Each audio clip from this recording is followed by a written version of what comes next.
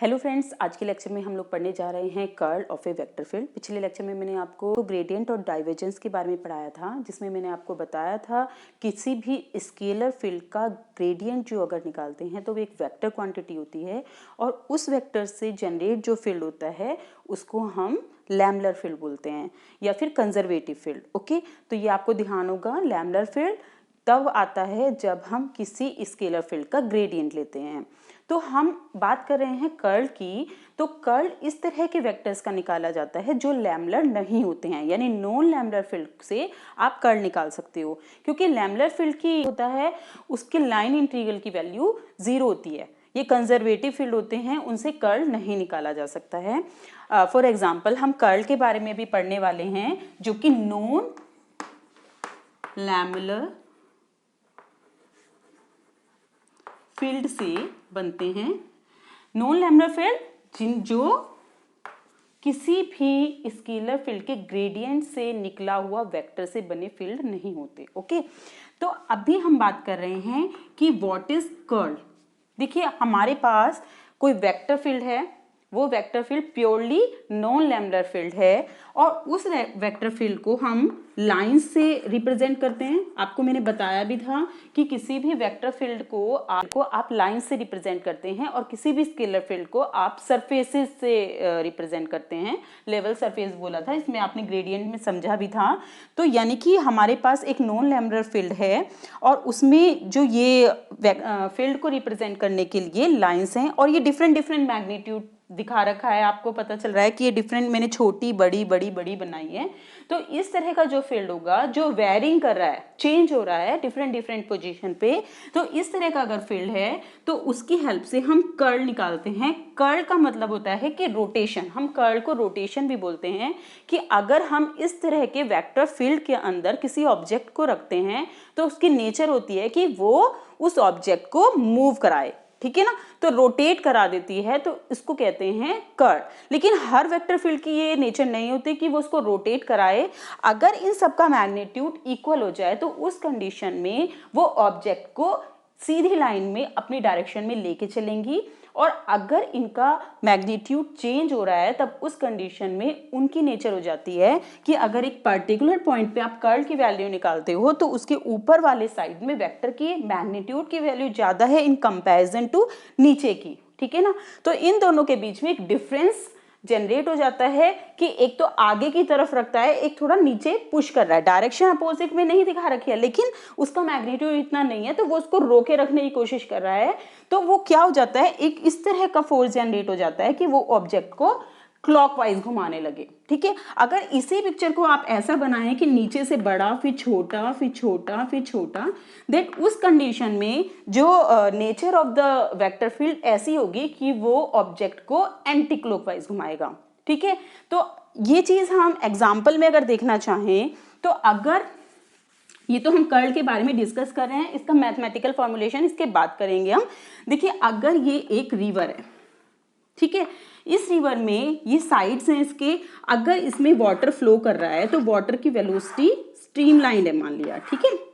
तो वाटर, आपको पता है कि वाटर में विस्कोसिटी होती है, विस्कोसिटी के कारण नीचे की लेयर और ऊपर की एडजेसेंट लेयर जो होती है उनके बीच में वेलोसिटी का डिफरेंस हो जाता है। तो ऐसे ही जो ये रिवर है उसके बैंक यानी किनारों पे जो वाटर लगा हुआ है उसकी जो वेलोसिटी होती है वो कम होगी इन कंपेरिजन टू उसके साइड वाले जो फ्री है, फिर और बढ़ती चली जाती है और बढ़ती चली जाती है। इस तरह से अगर हम ड्रॉ करें तो ये ऐसे बढ़ती चली जाती है और मिडिल में मैक्सिमम, और उसके बाद फिर यहाँ पे छोटी, ये जैसे यहाँ पे है,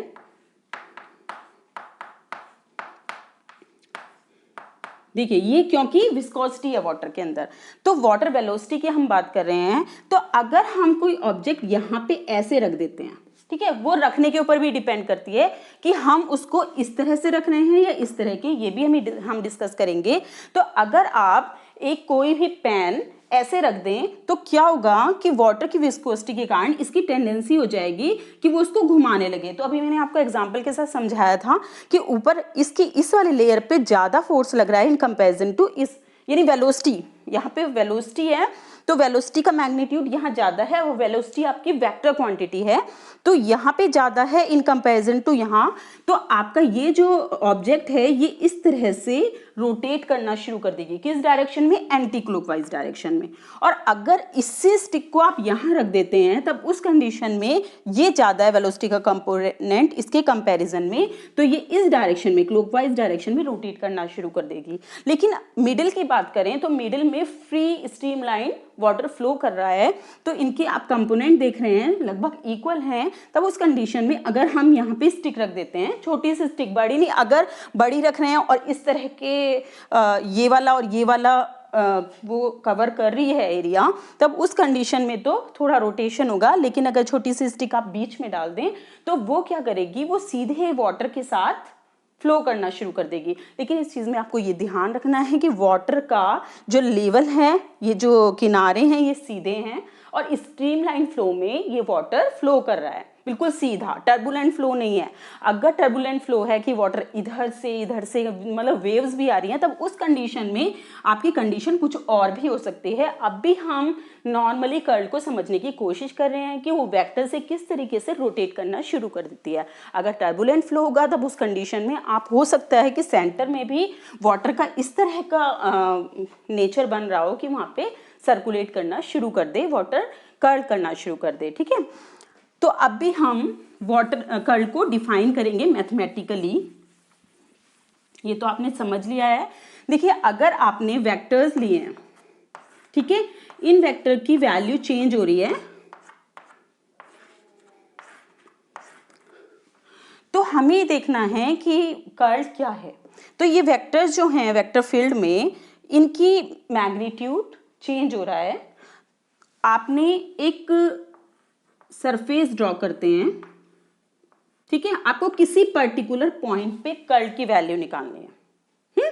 अगर आपको किसी वेक्टर फील्ड में एक पर्टिकुलर पॉइंट पे कर्ल की वैल्यू निकालनी है तो आप क्या करते हैं, उसके चारों तरफ एक सरफेस ड्रॉ करते हैं। वो सरफेस सर्किल भी हो सकता है, रेक्टेंगल, क्योंकि रेक्टेंगल से आप आसानी से निकाल सकते हैं। तो आपने रेक्टेंगल ड्रॉ किया है, तो रेक्टेंगल आपने ड्रॉ किया है। ये रेक्टेंगल आपको दिखाने के लिए बड़ा है, लेकिन ये बहुत छोटा सा, मतलब इसकी जो एरिया है वो मिनिमम है 10:0, ठीक है, छोटा सा आपने एरिया बनाया है। और हम ये देखना चाह रहे हैं कि इस के अराउंड, इस पॉइंट के अराउंड जो ये एरिया है उसका लाइन इंटीग्रल क्या होगा। देखिए, अगर हम किसी सरफेस को ऐसे ड्रॉ करते हैं कि ये इसके परपेंडिकुलर हो जाए, ठीक है, यानी कि ये वेक्टर्स तो बोर्ड की प्लेन में हैं और आपका जैसे हाथ रखा हुआ है मैंने, इस तरीके से आपने प्लेन को बनाया है, सरफेस को इस पॉइंट के ऊपर, और इस पर्टिकुलर पॉइंट पे आपको क्या निकालना है, कर्ल की वैल्यू निकालनी है। और ये जो सरफेस है बहुत छोटा सा है, तो इसको आपने ऐसे बनाया है। तब उस कंडीशन में जितनी भी वेक्टर्स लाइंस होंगी वो इन लेंथ के परपेंडिकुलर होगी। और हमें क्या निकालना है, हमें निकालना है लाइन इंटीग्रल। और लाइन इंटीग्रल को निकालने के लिए इंटीग्रल, अगर आप पूरे चारों तरफ पूरे एरिया पे लें तो लाइन इंटीग्रल, तो वेक्टर ए फील्ड है ये, तो vector A dot D R close integral पे निकालना पड़ेगा। तो देखिए, डॉट प्रोडक्ट में आपको आता है कॉस थीटा। और अगर आपने इस तरीके से ड्रॉ किया है इस सरफेस को, तब उस कंडीशन में सारी की सारी वेक्टर फील्ड की लाइंस इस सरफेस के परपेंडिकुलर हो जाएंगे। ठीक है, परपेंडिकुलर के केस में cos 90 जो आएगा वो 0 होगा, तो तब लाइन इंटीग्रल की वैल्यू 0 आएगी। तो यानी कि अगर हमें किसी वेक्टर फील्ड में किसी पर्टिकुलर पॉइंट पे कर्ल की वैल्यू निकालनी है तो वो डिपेंड करती है कि आप सरफेस एरिया किस डायरेक्शन में बना रहे हो। अगर आप वेक्टर फील्ड के परपेंडिकुलर डायरेक्शन में बनाते हैं तो कर्ल बिल्कुल नहीं होगा और उस कंडीशन में बिल्कुल भी रोटेशन नहीं होगा ऑब्जेक्ट में। लेकिन अगर आपने इसको इस तरीके से बनाया है, इस पॉइंट पे निकालना है आपको ऐसे, तब इस कंडीशन में आप देख रहे हैं कि ये दोनों जो लाइन हैं ये तो परपेंडिकुलर हैं वेक्टर के, लेकिन ये जो अपर और बॉटम, इन दोनों का जो लाइन है वो दोनों 0 एंगल बना रही है इससे, लूप से। तब उस कंडीशन में cos 90 की वैल्यू मैक्सिमम होती है और हमें मैक्सिमम लाइन इंटीग्रल की वैल्यू मिलती है। ठीक है, अब हम लूप की बात करें किस डायरेक्शन में घूमेगा, तो वो आपका डिपेंड करता है मैग्नीट्यूड ऑफ वेक्टर पे। ठीक है, अभी मैंने आपको बताया था अगर नीचे वाला ज़्यादा है इन कंपैरिजन टू ऊपर वाले सरफेस के वेक्टर के, तब उस कंडीशन में ऐसे घूमना शुरू कर देगा एंटी क्लॉकवाइज, और जो निकलेगा कर्ल के बाद आपको वेक्टर निकलेगा उसकी डायरेक्शन कौन सी होगी, राइट हैंड रूल से निकाली जाती है। तो राइट हैंड रूल में फिंगर्स इस डायरेक्शन में जा रही हैं और ये डिनोट कर रहा है कर्ल, ठीक है। तो कर्ल की डायरेक्शन आपको मिल जाएगी इस डायरेक्शन में और ऐसे घूमना शुरू कर देगा। तो इस पर्टिकुलर पॉइंट पे जो कर्ल की वैल्यू हो जाएगी वो ऐसी हो जाएगी, ठीक है। फिर हम दूसरे पॉइंट्स पे भी निकालेंगे कि दूसरे पॉइंट पे इन वेक्टर्स के लिए क्या है कर्ल की वैल्यू, और उसके बाद हर पॉइंट पे निकालेंगे कि कर्ल की वैल्यू क्या है, और उसके बाद ऑब्जेक्ट को पुट करेंगे और फिर हम देखेंगे कि किस तरीके से जो ऑब्जेक्ट है वो रोटेट करती है, ठीक। तो ये तो हो गया कर्ल के बारे में। तो अब कर्ल को अगर मैथमेटिकली डिफाइन किया जाए तो curl of a vector is equal to होगा मैक्सिमम लाइन इंटीग्रल। मतलब आपने कहा कि अगर सरफेस को आपने ऐसे रखा है तो जीरो कर्ल हुआ, ठीक है, लाइन इंटीग्रल जीरो है। अगर आप एंगल चेंज करते चले जा रहे हैं और इस कंडीशन तक लेके आ रहे हैं तब उस कंडीशन में मैक्सिमम लाइन इंटीग्रल होगा, ओके। बीच बीच में अलग अलग एंगल बनेगा तो कोस की वैल्यू वेरी करेगी, तो लाइन इंटीग्रल की वैल्यू चेंज होगी। तो हमें वो केस लेना है जिसमें मैक्सिमम लाइन इंटीग्रल होगा और उसको डिवाइड करना है जो इसका सरफेस एरिया है। मान लिया इसका सरफेस एरिया ds है तो उसके सरफेस एरिया से डिवाइड करेंगे और लिमिट s टेंड्स टू 0, ठीक है। ये ds ले लेते हैं, इससे डिवाइड कर दिया, तो यानी कि लाइन इंटीग्रल पर यूनिट एरिया, क्योंकि ये एक वेक्टर क्वांटिटी बनेगी तो इसकी हमें, और ये चीज जो निकल के आएगी वो आपकी एक स्केलर क्वांटिटी निकल के आएगी, क्योंकि ये डॉट प्रोडक्ट से स्केलर होगा, ठीक है। उसे आपने डिवाइड कर दिया तो स्केलर क्वांटिटी आएगी। और हमेशा curl of a vector is a vector quantity, तो हमें यहाँ पे एक वेक्टर बनाना होगा। ये मल्टीप्लाई किया है, सिंपल डॉट प्रोडक्ट नहीं है, और ये वेक्टर की डायरेक्शन देगी जो कर्ल के बाद एक वेक्टर आप फाइंड आउट करोगे तो उसकी डायरेक्शन देगा ये n, ठीक है। तो finally curl of vector a is equal to maximum line integral पर यूनिट एरिया इनटू क्या होगा, डायरेक्शन, ठीक है। वो डायरेक्शन किससे दी जाती है, राइट हैंड रूल से, ठीक है। राइट हैंड रूल भी आपको अच्छे से पता है। तो this is the curl of a vector quantity. तो इसका फिजिकल डेफिनेशन हो गया, आपने इसको समझ लिया कि कर्ल क्या होता है। अब हम इसका मैथमेटिकली किस तरह फॉर्मूला निकाला जाता है उस चीज को स्टडी करेंगे।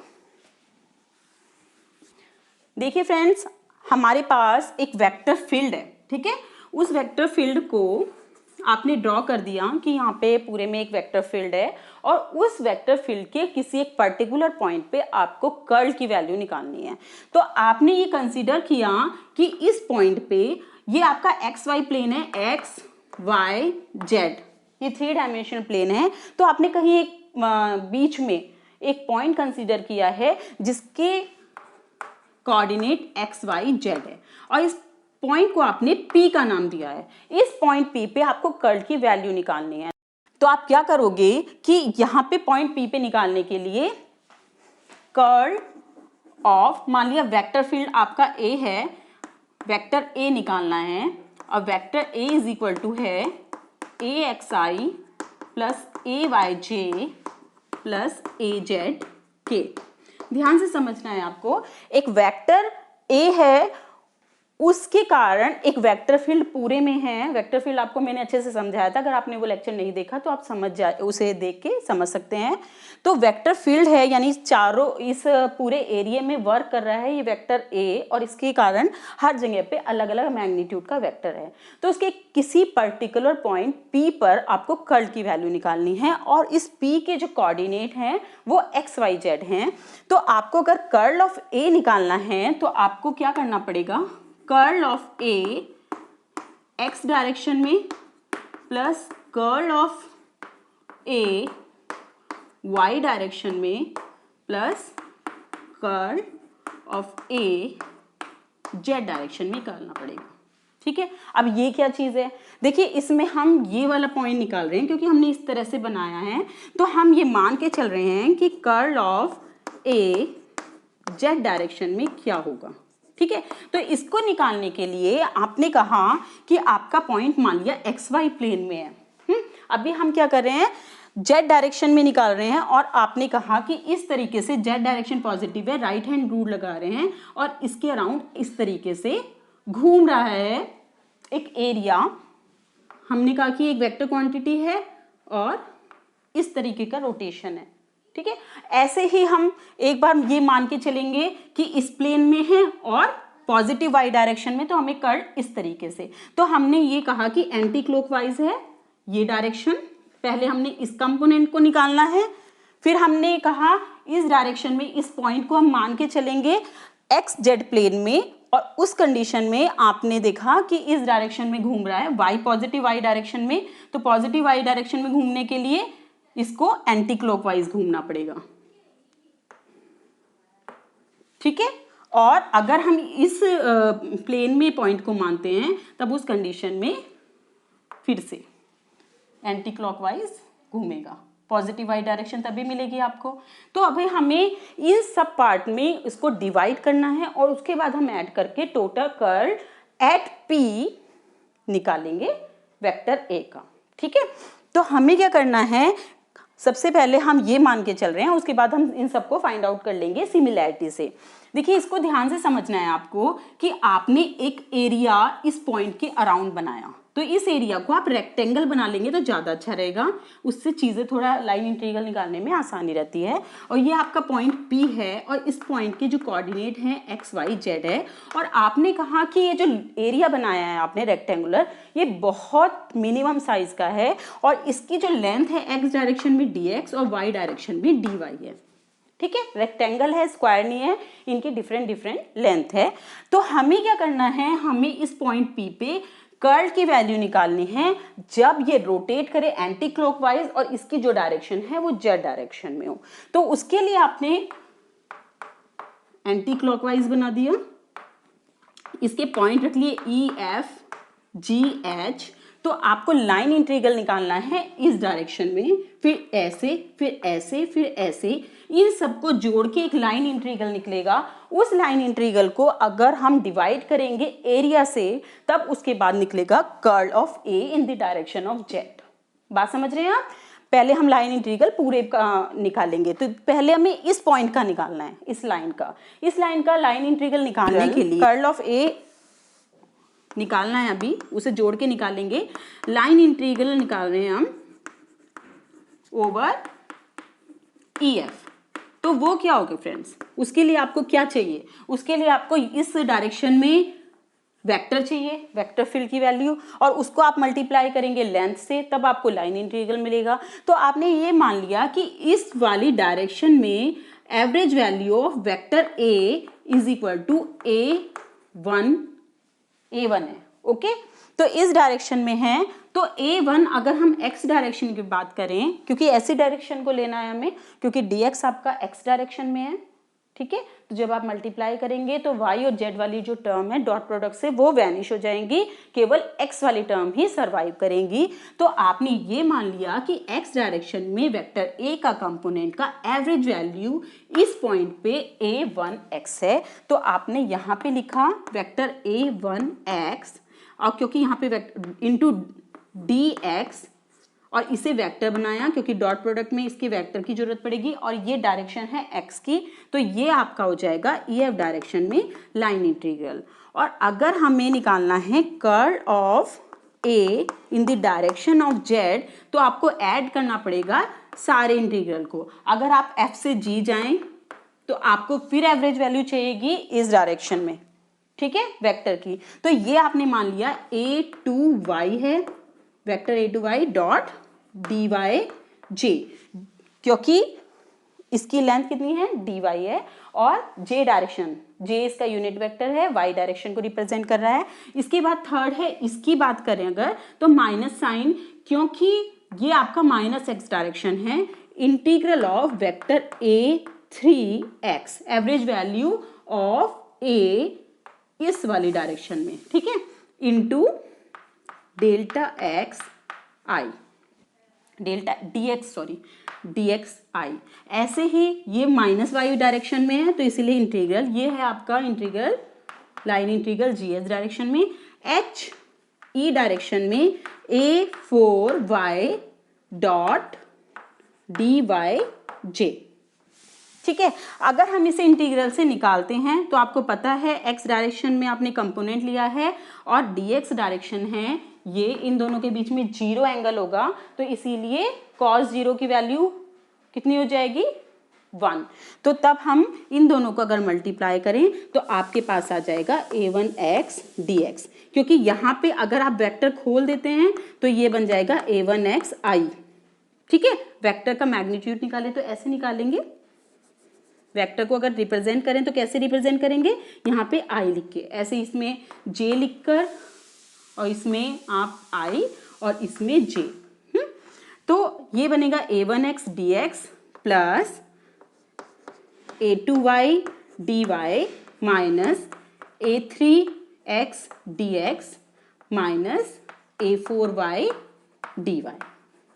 इस चीज में आपको ये ध्यान रखना है, आप यहाँ पे लिख रहे हैं अगर कर्ल ऑफ ए, तो आपको ध्यान रखना है कि लाइन इंटीग्रल निकाल लिया आपने, मैक्सिमम लाइन इंटीग्रल निकाल लिया, और जब डिफाइन किया था कर्ल तो उसको डिवाइड करना होता है एरिया से, इस जो आपने सरफेस बनाया है उसके एरिया से, तो आपने एरिया से डिवाइड किया तब जाके कर्ल की वैल्यू आई, और साथ में आपको डायरेक्शन भी दिखाती है, तो मल्टीप्लाई करना पड़ेगा। किस डायरेक्शन में होगा फ्रेंड्स रोटेशन, अगर आप राइट हैंड लगाएं तो ऐसे घूम रहा है पॉजिटिव जेड डायरेक्शन, तो इसे आपको k से मल्टीप्लाई करना पड़ेगा, तो आपको ये पता चलेगा कि जेड डायरेक्शन में कर्ल ऑफ a की वैल्यू क्या होगी। तो ये आपका फाइनली निकल के आ गया है, जिसमें आपने k और 1/dx dy ये किया।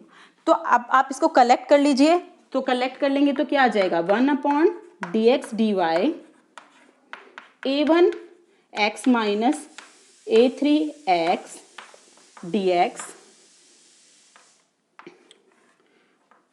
Plus a2y minus a4y dy।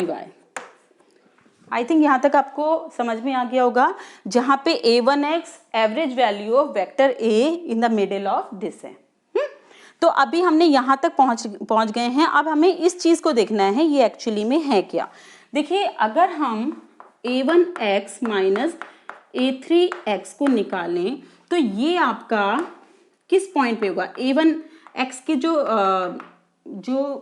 a1x के जो कोऑर्डिनेट होंगे वो आपके होंगे x, देखो यहाँ पे आप देख रहे हो, तो यहाँ पे आपका x कंपोनेंट का x है, और जब नीचे आए तो उस कंडीशन में x तो सेम रहा, लेकिन y कंपोनेंट आपका चेंज हो चुका है, यहाँ पे आ चुका, तो y आपका इतना dy था, अगर हम नीचे आते हैं तब उस कंडीशन में dy बाय 2 सब्ट्रैक्ट हो जाएगा। ठीक है, तो इस पॉइंट पे, इस पर्टिकुलर पॉइंट पे जो कोऑर्डिनेट होंगे x सेम रहेगा, z सेम रहेगा, लेकिन y कोऑर्डिनेट के y माइनस dy बाय 2 हो जाएंगे।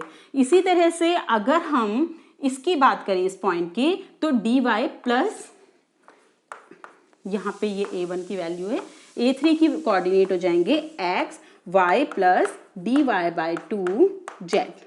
आई थिंक यहाँ तक आपको कोई प्रॉब्लम तो नहीं होगी। अगर हम कोऑर्डिनेट के फॉर्म में देखें तो इसकी वैल्यू ये होगी, तो अगर हमें ये एवरेज वैल्यू है एक्चुअली, ठीक है, तो इस पे बार भी लगा सकते हैं हम, तो ये चीज रिप्रेजेंट कर रही है कि a y डायरेक्शन में कैसे चेंज हो रहा है। इसे हम कह सकते हैं कि ax component changes with respect to y, rate of change of x in the direction of y। ठीक है, तो ये चीज आपको समझ में आ रही है, rate of change of ax with respect to y। ऐसे ही अगर हम यहाँ पे रखें इसकी वैल्यू, तो ये आपका आ जाएगा 1/dx dy, ये आपका बन जाएगा delta of ax del y dy, और देखिए dx है पहले से ही, और उसमें आपका हो जाएगा डेल ay x के रेस्पेक्ट में कैसे चेंज हो रहा है, तो ये dy ऑलरेडी है, तो इससे कैंसिल हो जाएंगे और k आपका बचेगा ही। ठीक है, अभी हम कर्ल ऑफ a का मैग्नीट्यूड की बात कर रहे हैं, तो के आप लगाओ मत, और अगर आप डायरेक्शन की बात कर रहे हैं तो के लगा दीजिए। तो वो डिपेंड करता है कि आप किस चीज़ की बात कर रहे हैं। तो यहाँ पे आपका फाइनली निकल के आ रहा है curl of A in the direction of Z is equal to del X minus del upon del A Y with respect to this. तो ये निकल के आया है कर्ल ऑफ ए जब आप जेड की डायरेक्शन में रोटेट करते हैं। ऐसे ही अगर आप ए एक्स की डायरेक्शन में और वाई की डायरेक्शन में कर्ल की वैल्यू क्या होगी उसको हम सिमिलर वैल्यू से देख लेंगे। फ्रेंड्स, यहाँ पे हम माइनस का साइन लगाना भूल गए थे जब हमने पीछे कैलकुलेशन में देखना, तो उसमें माइनस का साइन था यहाँ पे। तो ये आपका आ जाएगा del A Y upon del X minus del A X upon del Y. तो finally curl of Z A in the direction of Z ये आ गया। ऐसे ही हम सिमिलैरिटी से एक्स और वाई डायरेक्शन में फाइंड आउट कर लेंगे। तो इस कंडीशन में आपको ये जो आपका निकला है ये तो आपने एक्स वाई प्लेन में कंसीडर किया था पॉइंट को, और आपने राइट हैंड रूल से जेड डायरेक्शन में रोटेट किया है। जब आप एक्स डायरेक्शन की बात करेंगे तब वाई और जेड प्लेन में पॉइंट कंसीडर करके लूप बना के सेम कंडीशन करके और उसको इस तरीके से रोटेट करेंगे, लेकिन उसको आपको प्रूफ दिखाने की जरूरत नहीं है। उसमें आप डायरेक्टली यहां से ले सकते हैं कि similarly curl of A in the direction of x is equal to जाएगी। देखिए यहाँ पे आपका z है तो आपका x कहाँ पे आया है, यहाँ। आप साइक्लिक कोऑर्डिनेट ले लीजिए x y और z, ठीक है। तब इस कंडीशन में आप यहाँ से लेके चलेंगे कि देखिए यहाँ z है तो आपका x यहाँ है, z के बाद x आता है। अगर यहाँ x है तो आपका y यहाँ पे आ जाएगा, x के बाद y आता है। तो आपने ये कहा कि डेल ऑफ a, यहाँ पे क्या आना है आपका, x है तो y आना है, तो ये z हो जाएगा माइनस डेल ऑफ a, अब y यहाँ जाएगा, z यहाँ जाएगा। तो ये आपके कोऑर्डिनेट आ गए। इसी तरह similarly curl of a y direction में डेल ए, अब देखिए y है आपके पास, तो y है तो y के बाद क्या आना चाहिए, z, तो z आपका नीचे आएगा, तो डेल z, तो यहाँ पे क्या आ जाएगा x माइनस डेल ए, z यहाँ जाएगा और x यहाँ जाएगा। इन सबको ऐड करके आपको कर्ल ऑफ a मिल जाएगा। तो curl of a is equal to x का आपने ऐड करा del A Z upon del Y minus del A Y upon del Z plus इसमें आप मल्टीप्लाई करेंगे आई की, क्योंकि आपको वेक्टर बनाना है।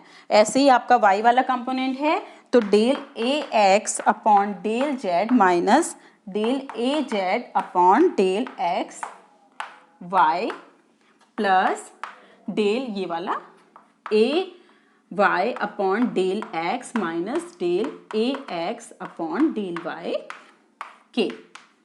तो फ्रेंड्स ये कर्ल a की वैल्यू आ जाएगी। इसको हम रिप्रेजेंट कर सकते हैं डिटर्मिनेंट्स की फॉर्म में भी। तो अगर हम कर्ल ऑफ a दिखाना चाहें तो एक आप डेल ऑफ a, एक तो ये रिप्रेजेंटेशन है, ठीक है, डेल क्रॉस a, तो इस तरह से रिप्रेजेंट कर सकते हैं कि रोटेशन ऑफ कर्ल, इस तरह से रिप्रेजेंट कर सकते हैं कि rotation of a vector A या curl of a vector A, तो आपका डेल क्रॉस ए, जहां डेल ऑपरेटर आपका क्या है, ये चीज आप पहले भी पढ़ चुके हैं। डेल ऑपरेटर आपका del upon del X I plus del upon del Y J plus del upon del Z के है, ठीक है। तो हमने क्या किया है, कर्ल ऑफ ए को डिटर्मिनेंट फॉर्म में दिखाना है। देखिए अगर हम आई जे के यहाँ लिख दें और del upon del X, del upon del Y, del upon del Z, A X, A Y, A Z, इसको ऐसे लिख दें तो आप अगर इसको कैलकुलेट करेंगे तो आपको मिलेगा कि कर्ल ऑफ ए की वैल्यू यही निकल के आती है। एक्चुअली में आपको यहाँ दिखाई दे रहा होगा, यहाँ पे माइनस वाई है, लेकिन जब आप मल्टीप्लाई करेंगे देखेंगे तो वहाँ पे माइनस साइन आ जाएगा, उसके अकॉर्डिंग ही वो अंदर चला जाएगा, तो प्लस करो तो रिवर्स हो जाएंगी टर्म्स। तो आपने फाइनली कैलकुलेट किया कि कर्ल ऑफ ए, किसी वेक्टर का कर्ल क्या होता है और उसको मैथमेटिकली कैसे रिप्रेजेंट किया जाता है। तो आपको ध्यान रखना है किसी नॉन लैम्बडर फील्ड, यानी कि कोई ऐसा वेक्टर जो कि किसी भी स्केलर के ग्रेडियंट से ऑब्टेन ना किया गया हो तो उसमें अगर मैग्नीट्यूड वेरी कर रहा है तो उसकी टेंडेंसी हो जाती है कि किसी ऑब्जेक्ट को अगर उस फील्ड में रखते हैं तो उसको रोटेट करने लगे। इसका एग्जांपल मैग्नेटिक फील्ड में आपको मिलता है। मैग्नेटिक फील्ड में आपको मैग्नेटिक लाइंस वेरिंग इंटेंसिटी की होती हैं, तो उसमें अगर आप कुछ भी रखते हैं तो वो रोटेट करने लगता है। और वेलोसिटी वाला जो मैंने आपको रिवर वाला एग्जांपल दिया है उसकी हेल्प से भी आप देख भी सकते हैं, इस तरह का कोई प्रैक्टिकल करके भी देख सकते हैं। और छोटा सा एक ऑब्जेक्ट या कोई भी जैसे मैच बॉक्स में से जो उसकी स्टिक होती है उसको रख के भी आप देख सकते हैं कि किस तरह से वो घूम रही है। लाइट थिंग होनी चाहिए जो उसमें डूब ना जाए, ठीक है ना। तो वहाँ पे आप उस एक्सपेरिमेंट को कर सकते हैं। तो फ्रेंड्स, कर्ल क्या है?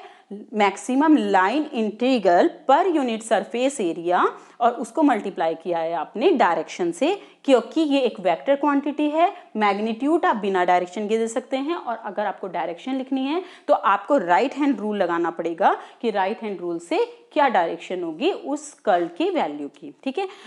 ये लेक्चर इतना ही फ्रेंड्स, नेक्स्ट लेक्चर में फिर मिलते हैं। Thank you.